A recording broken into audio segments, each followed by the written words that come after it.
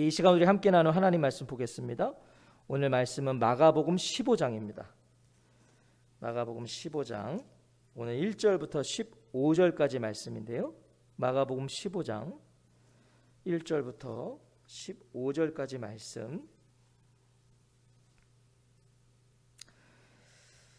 우리 한 절씩 교독하겠습니다. 제가 마가복음 15장 1절을 먼저 읽겠습니다. 새벽에 대제사장들이 즉시 장로들과 서기관들 곧 온 공회와 더불어 의논하고 예수를 결박하여 끌고 가서 빌라도에게 넘겨주니, 빌라도가 묻되 내가 유대인의 왕이냐? 예수께서 대답하여 이르시되 내 말이 옳도다 하시매, 대제사장들이 여러 가지로 고발하는지라. 빌라도가 또 물어 이르되 아무 대답도 없느냐? 그들이 얼마나 많은 것으로 너를 고발하는가 보라 하되, 예수께서 다시 아무 말씀으로도 대답하지 아니하시니 빌라도가 놀랍게 여기더라. 명절이 되면 백성들이 요구하는 대로 죄수 한 사람을 놓아주는 전례가 있더니, 밀란을 꾸미고 그 밀란 중에 살인하고 체포된 자 중에 바라바라 하는 자가 있는지라. 무리가 나아가서 전례대로 하여 주기를 요구한대, 빌라도가 대답하여 이르되 너희는 내가 유대인의 왕을 너희에게 놓아주기를 원하느냐 하니, 이는 그가 대제사장들이 시기로 예수를 넘겨준 줄 알미로라. 그러나 대제사장들이 무리를 충동하여 도리어 바라바를 놓아달라 하게 하니, 빌라도가 또 대답하여 이르되 너희가 유대인의 왕이라 하는 이를 내가 어떻게 하랴? 그들이 다시 소리 지르되 그를 십자가에 못 박게 하소서. 빌라도가 이르되 어찌미냐? 무슨 악한 일을 하였느냐 하니, 더욱 소리 지르되 십자가에 못 박게 하소서 하는지라. 함께 읽겠습니다. 빌라도가 무리에게 만족을 주고자 하여 바라바는 놓아주고 예수는 채찍질하고 십자가에 못 박히게 넘겨주니라. 아멘. 오늘은 만족을 주고자 하여 라는 제목으로 하나님 말씀 전하겠습니다. 유다의 배신, 또 제자들의 떠남, 거짓 판결과 조롱, 그리고 수제자의 부인이라는 아주 비참한 시간들을 지나서 이제 예수님은 빌라도 앞에 서시게 되는 것이 오늘 본문입니다. 그러니까 지금까지 참 비참한 시간들이죠. 예수님의 입장에서는 다 떠났고요, 조롱을 받으셨고요, 그나마 용기를 내서 찾아왔던 수제자는 예수님을 3번이나 부인하고 눈이 마주치는 참 이런 비참한 시간들을 지나십니다. 그리고 오늘 이어지는 1절을 보시면, 새벽에 대제사장들이 즉시 장로들과 서기관들 곧 온 공회와 더불어 의논하고 예수를 결박하여 끌고 가서 빌라도에게 넘겨주니. 자, 겟세마네 동산에서 체포되신 예수님은요, 늦은 밤, 그러니까 비공식적인 사내들인 모임에서 신문을 받으셨죠. 비공식적인 모임이었어요. 불법적인 모임이었죠. 모든 것이 엉성하고 산만한 거짓 신문에서 예수님은 어떤 판결을 받으세요? 사형 판결을 받으십니다. 불법적인 모임에서 불법적인 판결을 받게 되는. 14장 64절을 보면 그 신성 모독하는 말을 너희가 들었도다. 너희는 어떻게 생각하느냐 하니, 그들이 다 예수를 사형에 해당하는 자로 정죄하고. 지난 시간에 말씀드린 대로 사내들이는 사형 집행 권한이 없음에도 자신들이 판정을 내립니다. 권한이 없는 자들이 판정을 내려요. 더군다나 밤에는 모이지 않았던 그 공회의 룰을 깨면서까지 불법적으로 소집한 모임에서 내린 판정입니다. 자신들도 그걸 알았어요. 자신들이 이 밤에 모였다는 거, 이거는 어떤 공적인 효력이 없다, 알고 있습니다. 그러나 그들은 그만큼 마음이 급했던 거죠. 우리가 그들도 그 사실을 알았다는 것을 알 수 있는 것이 오늘 1절이에요. 날이 밝자마자, 새벽이 되자마자 그들은 다시 정식 공회를 열고서 선고를 내리는 것입니다. 지난 밤에 했던 것이 공식적으로 유효하지 않다는 걸 아니까 날이 밝자마자, 새벽이 되자마자 정식 공회를 여는 거예요. 그들이 얼마나 예수님을 죽이고자 했는지를 보여주는 장면이죠. 여기서 잠깐 우리가 빌라도에 대해 살펴보아야 합니다. 예수님 이제 빌라도 앞에 서게 되시는데, 이 빌라도 우리에게 매우 친숙한 이름입니다. 익숙하죠. 어려서부터 외우는 사도신경에 늘 등장하는 이름이기 때문입니다. 그는 영원히 사도신경이 고백될 때마다요, 부정적인 인물로 기억되는 인생입니다. 참 불쌍한 사람이죠. 사도신경이 외워질 때마다, 고백될 때마다 그는 부정적인 인물이에요. 빌라도라는 그의 이름의 의미는요, 창으로 무장한입니다. 창으로 무장한. 그는 기사 출신이었어요. 그리고 황제에 의해서 유대, 사마리아, 이두메의 총독으로 임명된 자입니다. 총독이에요. 본도라는 지역에서의 큰 전쟁에서 승리했기 때문에 그 승리에 기여했다 해서 본디오라고 칭해졌습니다. 그래서 우리가 잘 알고 있듯이 본디오 빌라도라고 불린 거예요. 본디오 빌라도. 그러니까 이 본디오 이러면 큰 전쟁에서 승리를 경험한, 승리를 이끈 기사, 창으로 무장한 자, 총독, 본디오 빌라도. 그러니까 뭔가 강력하고 힘이 있는, 권력 있는 자라는 이름으로 비춰지는 것이죠.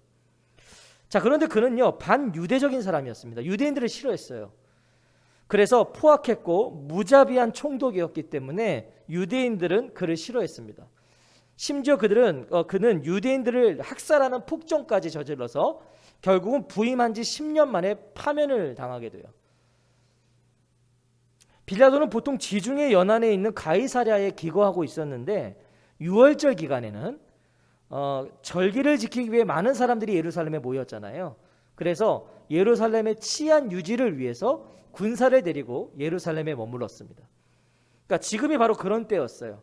유월절 이제 기간이니까. 그래서 이 산헤드린도 예수님을 쉽게 빌라도에게 넘길 수 있었던 것입니다. 빌라도가 와 있으니까. 날이 밝자마자 정식 공회를 열어서 밤에 자기들끼리 확정했던 사형 판결을 공식화한 후에 그들은 예수님을 일반 죄수로 이제 취급합니다. 자신들은 이는 사형 당할 자라고 여기는 거죠. 그래서 오늘 본문을 보시면 결박해서 빌라도에게 넘겨요. 결박해서. 이미 죄수예요. 더 이상 변론의 여지가 없어요. 그냥 죄수예요. 취급을 당합니다. 자신들이 사형 판결을 했지만요, 자신들에게는 권한이 없었어요. 사형을 집행할 권한이 없으니까 로마의 승인을 받기 위해 지금 빌라도에게 데리고 간 것입니다. 그렇게 예수님은 이제 죄수의 신분으로 결박돼서 빌라도 앞에 서십니다. 이제 산헤드린 공회에 이어서 빌라도의 신문이 시작되는 거예요. 지금까지 산헤드린의 신문을 받았는데 이제 또 빌라도의 신문을 받아야 되는, 예수님 지금 굉장히 힘드신 상황이죠. 피곤하세요. 2절에 보시면 빌라도가 묻되 네가 유대인의 왕이냐? 예수께서 대답하여 이르시되 네 말이 옳도다 하시매. 결박되어 끌려온 예수님께요, 로마 총독 빌라도가 한 첫 번째 질문이 뭐예요? 네가 유대인의 왕이냐입니다.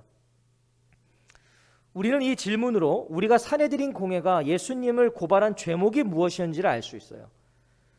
자, 산헤드린이 어떤 죄목을 고발했겠죠. 자, 그 고발 내용을 들은 빌라도가 첫 번째 물은 게 네가 유대인의 왕이냐예요. 그들의 고발 내용이 뭔지를 가르쳐 주는 거죠. 분명 산헤드린이 사형이라고 판정했던 이유는 무엇이었죠? 지난밤에 신성모독죄예요. 신성모독죄를 산헤드린은 사형의 이유로 결론을 내렸는데, 사실 이 신성모독은 로마법에는 크게 상관이 없는 죄였습니다. 로마법으로는 신성모독죄가 사형의 이유가 아니었어요.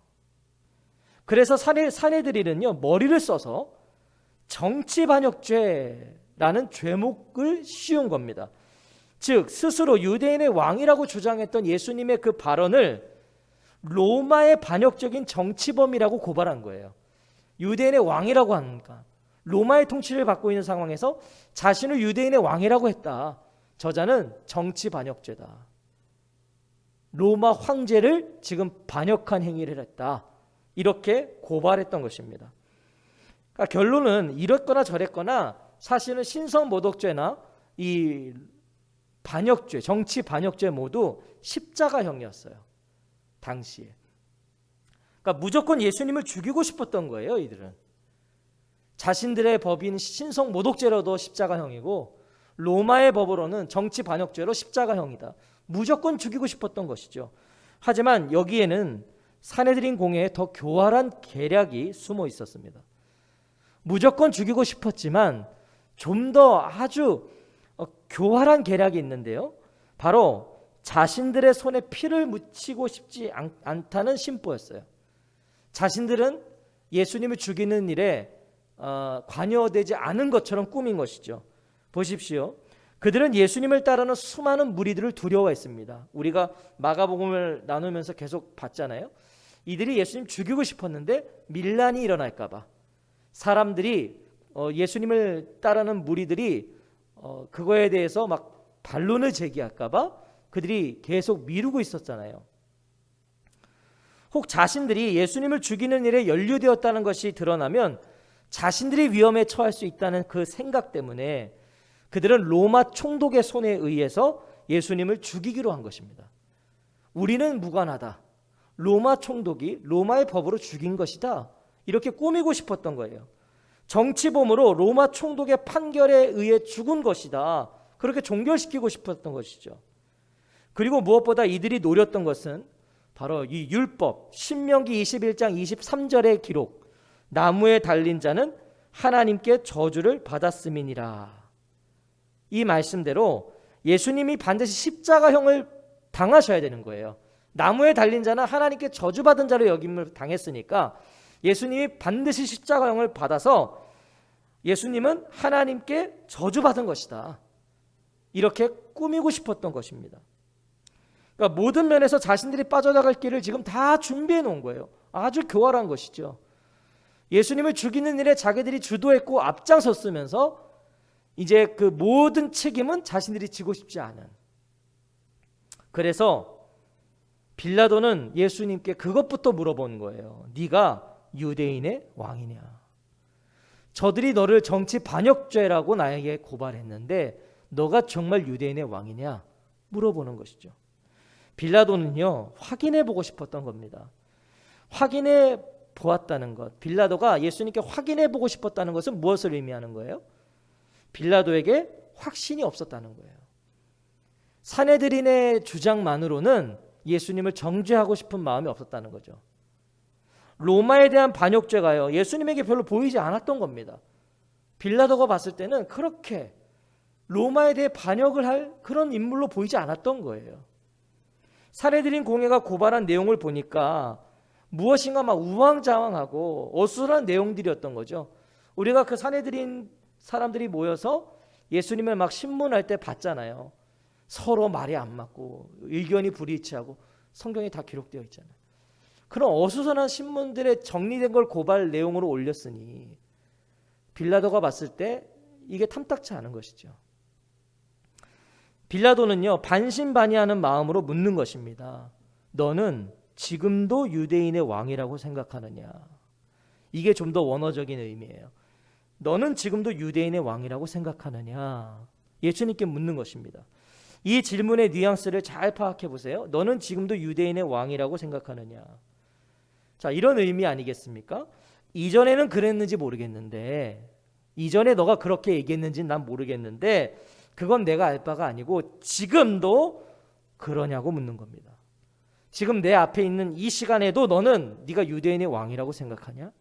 이전 것은 모르겠다. 근데 지금도 너는 유대인의 왕이라고 생각하느냐? 묻는 겁니다.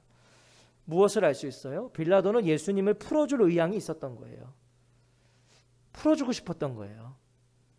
10절은 그 이유를 말씀해 주고 있습니다. 10절에 보면 이는 그가 대제사장들의 시기로 예수를 넘겨준 줄 알미러라. 빌라도 알았어요. 저 대제사장들이 시기해서 예수님 끌고 왔다는 걸 알고 있었다는 거예요. 그래서 풀어주고 싶었어요. 예수님에 대한 기소가 대제사장들의 시기로 인한 억지라는 걸 느낀 거예요. 빌라도가. 예수님 대답하시죠. 네 말이 옳도다. 네가 유대인의 왕이냐라고 물었는데 예수님이 네 말이 옳도다 이렇게 얘기하세요. 자, 우리가 이 말씀 좀 또 잘 봐야 되는데 단순히 이 말씀만 보면 네 말이 옳도다라는 이 말씀만 보면 예수님께서 인정하신 것 같아요. 네가 유대인의 왕이냐? 네 말이 옳아. 나 유대인의 왕이다. 인정하신 것 같지만 이 말씀 그렇게 단순하지 않아요. 세번역 성경은 이렇게 번역합니다. 당신이 그렇게 말하였소. 자, 예 아니오가 아니에요. 네가 유대인의 왕이냐? 당신이 그렇게 말하였소. 자, 이건 뭐예요? 예도 아니고 아니오도 아닌, 좀 더 표현해 보면 네가 말하고 있다. 네가 말한 그대로다. 이렇게 얘기하고 계신 거거든요. 예수님의 대답이 긍정이 아니라는 것. 이 대답이요. 그래, 내가 유대인의 왕이야. 이런 단순히 그런 대답이 아니에요. 긍정이 아니셨어요. 인정이 아니셨다고요. 자, 우리가 이걸 어떻게 알 수 있냐면 이게 일단 긍정이 아니라는 것을 한번 보겠습니다. 긍정이 아니라는 것은요, 대제사장들과 빌라도의 반응으로 알 수 있어요. 예수님의 대답을 듣고 어떻게 하죠? 대제사장들이 어떤 반응을 보입니까? 3절에 보면 대제사장들이 여러 가지로 고발하는지라. 지금 예수님의 대답이 긍정이 아니었다는 거예요. 인정이 아니었어요. 그러니까 대제사장들이 막 고발하기 시작하는 거예요. 다시. 예수님의 대답이 긍정이었다면 이렇게 길을 쓰고 추가 고발을 하지 않았을 거예요. 대제사장들이. 또한 빌라도도요, 추가 질문하지 않았을 거예요. 예수님이 인정하셨다면 빌라도도 뭐하러 추가 질문을 하겠어요. 인정했는데. 그런데 4절을 보시면 빌라도가 또 물어 이르되요. 대제사장들이 반발했고 빌라도는 또 한 번 질문했다는 것은 지금 예수님의 네 말이 옳다라는 말씀이 긍정이 아니라는 의미겠죠. 예수님의 대답은 이런 겁니다. 너는 그렇게 말하고 있으나 나는 그렇게 말하지 않겠다. 자, 굉장히 심오한 대답이에요. 제가 좀 더 쉽게 말씀드려 볼게요. 이게 어떤 의미인가? 그렇다. 하지만 아니다. 자, 더 어려워지시나요? 지금 예수님이 네 말이 옳다라는 건 그런 의미예요. 그렇다. 하지만 아니다. 예수님은 분명 유대인의 왕이 맞으십니다. 유대인의 왕이세요. 하지만 빌라도가 이해한 그런 유대인의 왕이 아니죠. 빌라도가 지금 네가 유대인의 왕이냐라고 물었을 때는요, 정치적인 왕이라는 거예요. 빌라도는 지금. 빌라도가 질문한 유대인의 왕은 정치적이고 군사적인 왕입니다. 그거 물어보는 거예요. 너 그런 왕이냐? 하지만 예수님은 메시아로서 분명 유대인의 왕이시지만 정치적인 왕이 아니시잖아요. 정치적인 메시아로 오지 않으셨잖아요. 그래서 그렇다. 하지만 아니다라고 하시는 거예요. 나 유대인의 왕이 맞다. 메시아로서. 그러나 네가 생각하는 정치적인 유대인의 왕은 아니다. 그렇다. 하지만 아니다. 이렇게 대답하시는 거죠. 병행 본문인 요한복음 18장 36절이 그걸 증언해 주고 있습니다. 병행 본문 요한복음 18장 36절에 보면 내 나라는 이 세상에 속한 것이 아니요 나의 나라가 세상에 속한 것이라면 나의 부하들이 싸워서 나를 유대 사람들의 손에 넘어가지 않게 하였을 것이요 그러나 사실로 내 나라는 이 세상에 속한 것이 아니요. 이거 지금 예수님이 하신 말씀이거든요. 결국 빌라도도요, 예수님의 혐의를 시원하게 입증하지 못하는 거예요. 지금 빌라도도. 자, 이제 답답한 건 누구입니까? 빌라도예요. 지금 자신에게 데려왔어요. 판결을 내리라고. 그런데 답답하죠. 명확한 죄가 없어요. 자기가 봤을 땐 죄가 없습니다. 그런데 사내들이는 죄가 있다고 말하고 있고요. 하지만 죄인이라고 붙잡혀 온 자는 지금 자신의 혐의에 대해서 어떤 구체적인 변명이나 변호를 하지 않고 있어요. 그러니까 곤란한 것이죠. 내가 봤을 때는 죄인이 아닌데 사내들이는 죄인이라고 고발했고, 그러나 또 이 죄인이라고 고발당한 자는 자신을 변론하지 않아요. 변명을 하지 않아요. 자, 그래서 빌라도는 뭐라고 말합니까? 무슨 말이라도 해보라 그래요. 무슨 말이라도 좀 해봐라. 억울하지 않냐는 것이죠. 4절에 보세요. 빌라도가 또 물어 이르되 아무 대답도 없느냐? 그들이 얼마나 많은 것으로 너를 고발하는가 보라. 자, 지금 빌라도는 항변의 기회를 주세요. 말해보라는 거예요. 제발 무슨 말을 하라는 거예요. 엉성한 이 대제사장들의 막무가내식의 기소 내용이 신빙성이 없으니까 뭐라고 말 좀 해보라는 거예요. 예수님께 빌라도가. 하지만 예수님 어떻게 하시죠? 다시 침묵에 들어가세요. 네 말이 옳도다 하시고 다시 침묵에 들어가세요. 5절입니다. 예수께서 다시 아무 말씀으로도 대답하지 아니하시니 빌라도가 놀랍게 여기더라. 자, 왜 예수님 아무 대답도 하지 않으셨을까요? 왜 침묵하실까요? 혐의 인정하시는 걸까요? 모든 것을 포기하시는 건가요? 더 이상 대답할 이유가 없으셨어요. 그래서 안 하시는 거예요. 인정하시는 게 아니고 대답할 이유가 없어요. 십자가의 때가 되었기 때문이죠. 이미 겟세마네 동산에서의 기도를 통해 때가 됐음을 말씀하셨고 일어나 가자고 그러셨어요. 이미 예수님은 모든 것이 정리된 상태에서 지금 이 십자가를 향하여 가고 계신 거예요. 이 시간을 지나야 돼요. 빌라도의 신문의 시간도 지나야 돼요. 예수님 그래서 그냥 가만히 계시는 거죠. 이 시간을 벗어나면 하나님의 일이 진행될 수 없어요. 그러니 변론할 이유도 없고 변명할 것도 없고 그냥 침묵하고 계시는 거죠. 죄가 있으시기에 죄를 인정할 수 없고요. 죄가 없으시니까 죄를 인정할 수 없죠. 또 그렇다고 죄를 부정해버리면 어떻게 됩니까? 풀려나세요. 풀려나면 십자가로 못 가요. 그러니까 그냥 침묵하시는 거예요. 모든 것을 아시고 모든 게 준비되신 예수님의 확신, 평안을 우리가 보게 되는 거예요. 예수님 지금 평안하신 거예요. 왜? 모든 걸 알고 계시니까. 그냥 덤덤히 이 시간들을 지나고 계신 것뿐이죠. 예수님은 계속해서 구약의 예언을 성취해 가고 계세요. 구약의 예언이 무엇입니까? 이사야 53장 7절이에요. 그가 곤욕을 당하여 괴로울 때에도 그의 입을 열지 아니하였으며 마치 도수장으로 끌려가는 어린 양과 털 깎는 자 앞에서 잠잠한 양같이 그의 입을 열지 아니하였도다. 이 구약의 예언을 성취하고 있어요. 입을 열지 않으세요. 전혀 예상치 못한 이 예수님의 침묵에 놀라는 건 빌라도입니다. 빌라도가 놀래요. 이상히 여겨요. 왜요? 아직 판결이 나지도 않았어요. 분명한 혐의도 지금 드러나지 않았어요. 그런데 이미 모든 판결이 확정된 것 같이 그것을 인정하시는 모습으로 아무 말도 없이 평안한 얼굴로 서 있는 그 예수님의 모습을 빌라도는 기이하게 여긴 거예요. 도대체 저자는 뭔데 저렇게 평온한 모습으로 서 있는가? 우리는 예수님의 침묵으로 다시 한번 이 모든 일을 주도하고 계신 예수님을 보게 돼요. 잘 보세요. 예수님은요, 산헤드린의 고발과 빌라도의 판결 때문이 아니라 자신의 지금 주도권으로 십자가로의 길을 가시는 거예요. 어떤 판결이 그런 거에 반응하지 않으시는 거예요. 그냥 가시는 거예요. 지금 그 길을 향해서 자신의 의지로 가고 계세요. 병행 본문인 요한복음 18장을 보면 결국 빌라도는 이렇게 고백합니다. 나는 그에게서 아무 죄도 찾지 못하였노라. 빌라도가 이렇게까지 얘기해요. 나는 저에게서 죄를 발견하지 못한다. 죄가 없다. 로마법에 어느 것 하나도 저촉되지 않는 거예요. 빌라도가 봤을 때. 빌라도는 예수님에게 죄가 없음을 알았습니다. 알았어요. 자, 그럼 당연한 결과는 무엇입니까? 죄가 없어요. 그럼 어떻게 해야 돼요? 석방이죠. 풀어줘야 돼요. 그래서 빌라도가 생각해낸 것이 뭐냐면 당시의 관례 중에 하나였던 유월절 특사였습니다.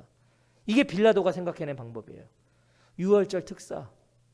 6절에 보면 명절이 되면 백성들이 요구한 대로 죄수한 사람을 놓아주는 전례가 있더니, 자, 빌라도는 혐의 없는 예수님을 풀어줘야 되는데 그 예수를 풀어주고 동시에 로마의 권위도 지킬 수 있는 명분을 찾은 거예요. 지금 이런 식으로 해서 혐의가 없다라고 하고 풀어주면 또 자신들의 권위가 좀 세우지 않는 것 같아요. 그래서 그냥 이 유월절, 자연스러운 유월절 특사를 통해 저를 풀어주겠다는 거죠. 자신의 권위도 지키고 또 예수님도 풀어주고. 자, 빌라도가 이 방법을 택했던 이유는 사실 한 가지의 예상이 있었다는 거예요. 어떤 예상이요? 당연히 많은 이들이 지지를 하고 있었던 예수를 무리들이 풀어주라고 말할 줄 알고 있었다는 거예요. 인기가 많으니까. 예수님을 지지하는 자들이 많았으니까 이렇게 공론화했을 때 사람들은 풀어주라. 그걸 예상하고 지금 이 명분을 찾았습니다. 자, 그래 이제 발등에 불이 떨어진 건 누구이죠? 대제사장들이에요. 산헤드린. 그들은 예수님 죽어야 되거든요. 사형 집행이 돼야 되거든요. 그런데 지금 빌라도가 내민 카드는 특사예요. 풀어주겠다는 거예요. 그들은 절대 예수님이 풀려나서는 안 되기 때문에 이 대제사장들이 어떻게 합니까? 발빠르게 무리들을 포섭합니다. 11절에 그러나 대제사장들이 무리를 충동하여 도리어 바라바를 놓아달라 하게 하니, 결론적으로 빌라도는 무리들의 격렬한 반응에 눌려서 하는 수 없이 죄가 없음에도, 죄가 없는 것을 알고 있음에도 무리들이 바라바를 풀어주라고 그러고 예수를 죽이라고 하는 그 격렬한 반응 때문에 예수님에게 십자가형을 언도합니다. 이게 빌라도가 한 일이에요.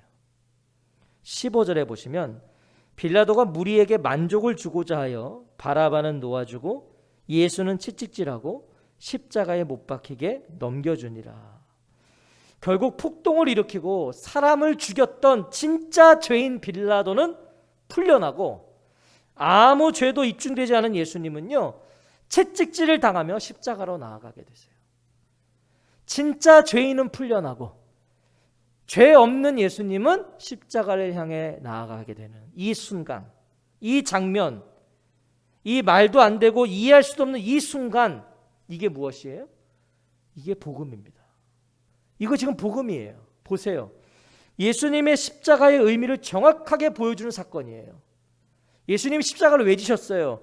죄인 바라바를 대신해 죽으시는 예수님이잖아요. 지금 진짜 죽었어야 될 바라바는 풀려나고 죽지 않아도 되는 죄 없으신 분이 지금 죽으러 가고 계시는 이 순간이 복음이잖아요. 죄인들의 죄를 대신 짊어지시고 십자가에 오르셔서 죄의 삭스를 지불하시는 그 예수님의 목적이 지금 바라바의 석방을 통해 선언되고 있는 거예요. 내가 지금 십자가를 향하고 있는 이유는 저런 죄인된 바라바가 풀려나고 내가 죽는 거다. 이게 예수님의 십자가의 목적이잖아요. 사랑하는 성도 여러분, 그런 의미에서 오늘 우리가 바라바와 같은 자들이에요. 그런 묵상이 돼요. 우리가 바라바구나. 왜요? 영문도 모른 채 풀려난 인생, 죄라는 영원한 형벌에서 아무런 대가 없이 풀려난 인생이 우리잖아요. 우리가 무슨 대가를 치렀습니까? 영원한 형벌로 우리는 영원한 사망에 이르러야 됐을 자들이었는데, 죄인인데 바라바인데 우리는 영문도 모른 채 풀려났어요. 우리가 예수님을 알기도 전에, 우리가 아직 죄인 되었을 때에 예수님께서 갚을 수 없는 대가를 치러주셔서 우리를 영원한 사망에서 영원한 생명으로 옮겨주셨습니다. 이게 지금 예수님과 바라바의 이 사건을 통해 우리가 묵상할 수 있는 거예요. 오늘 이 사실이 저와 성도님들에게 복음이십니까? 나를 영원한 사망에서 영원한 생명으로 끌어주신 이 소식이 복음이세요. 기쁜 소식입니다. 정말 그 어떤 소식보다 이 사실이 기쁜 소식 되고 있으신가요? 이 소식을 들을 때마다, 이 복음을 들을 때마다 정말 기쁘신가요? 그렇다면 정말 이것이 너무 기쁜 복음의 소식이고 기쁨의 소식이라면 이제 그런 우리가 걸어가야 할 길이 있어요. 이 복음이 복음된 자는, 이 기쁜 소식이 기쁜 소식된 자는 걸어가야 할 길이 있다고요. 그 길을 오늘 말씀하고 계시는데, 오늘 본문은 빌라도를 통해서 우리에게 그걸 말씀해 주세요. 그 길이 어떤 길인가? 자, 빌라도는 분명 예수님께 죄가 없음을 알았어요. 빌라도는 알았잖아요. 예수님께 죄 없다는 걸 알았어요. 대제사장들이 시기해서 자신들의 밥그릇을 지키기 위해서 막무가내로 고발한 것 빌라도 알았어요. 그럼에도, 그걸 모든 것을 알고 있었음에도 그는 올바른 처신을 하지 못했어요. 정의보다는 정치적인 이익을 택했죠. 사실 그는 예수님 풀어줬어야 돼요. 그러나 그는 정치적인 이익을 생각했어요. 아닌 것을 아니라고 말하지 못했어요. 빌라도는 아니라고 말했어야죠. 저는 죄인이 아니라고 말했어야죠. 풀어주라고 했어야죠. 하지만 그걸 말하지 못했습니다. 오늘 예수님의 제자된 저와 성도님들은 어떠신가요? 우리 제자입니다. 성도예요. 그리스도인이에요. 오늘 어떠시냐고요? 우리가 믿는 바, 우리의 신념과 믿음대로 오늘 행하고 계신가요? 우리의 믿는 바, 우리의 이 신념, 이 믿은 대로 오늘 행하고 계시냐고요. 빌라도는요, 바라바와 예수님 중에 누굴 택합니까? 바라바를 택해요. 빌라도는 바라바를 택했다고요. 바라바가 누굽니까? 무리들의 외침, 무리들의 소리, 그게 바라바였어요. 무리들의 요구, 시대의 원함, 그게 바라바였어요. 빌라도는 예수님에게 죄가 없는 걸 알았지만 그 시대의 요구에, 사람들의 요구에 바라바를 택했다고요. 오늘 저와 성도님들은 무엇을 선택하고 계십니까? 시대의 요구, 사람들의 소리에 반응한 선택을 한 빌라도와 같이 혹 이 시대의 소리를 오늘 선택하고 계시지 않으세요? 무엇을 선택하고 계세요? 오늘도 세상은요, 또 다른 형식과 또 다른 방법으로 아주 교묘하게 예수를 십자가에 못 박으라고 우리에게 외치고 있어요. 우리가 이 시대의 소리를 잘 들어야 됩니다. 그럴싸한 것 같고, 그것이 맞는 소리 같고, 그것이 옳은 것 같이 하고 있지만, 그것을 우리가 영적으로 깊이 깨어서 들어보면 예수를 십자가에 못 박으라는 것과 똑같아요. 꼭 그렇게까지 할 거 있는가? 그런 건 너무 좀 과격적인 거 아닌가? 그것은 너무 원색적인 거 아닌가? 듣고 보면 그런 것 같지만 그것을 듣고 또 듣고 보면 오늘 그분의 제자된 우리에게 예수를 십자가에 못 박으라고 외치는 소리인지도 몰라요. 우리가 잘 들어야 되는 것이죠. 그 시대의 요구를 따라가면 안 되는 거죠. 사람들의 외침에 움직이면 안 되는 거죠. 우리에게는 하나님의 말씀이 우선적인 거니까. 오늘 누구에게 만족을 주고자 하여 선택하고 결정하십니까? 많은 결정과 선택 중에 만족을 주고자 하여 누구에게 만족을 주고자 하여 결정하시냐고요. 선택하십니까? 무리입니까? 나 자신입니까? 아니면 예수 그리스도이십니까? 오늘 이 밤에 오늘 나의 선택과 결정이 누구에게 만족을 주고자 하여 하고 있는 것인지를 다시 한번 생각해 보시고, 그 어떤 선택의 기로에 서 있을지라도 예수 그리스도께 만족을 주고자 하여 선택하고 결정하는 진정한 성도의 걸음, 빌라도의 길이 아니라 그런 그리스도를 따르는 자들로 승리하시기를 주님의 이름으로 축복합니다. 아멘.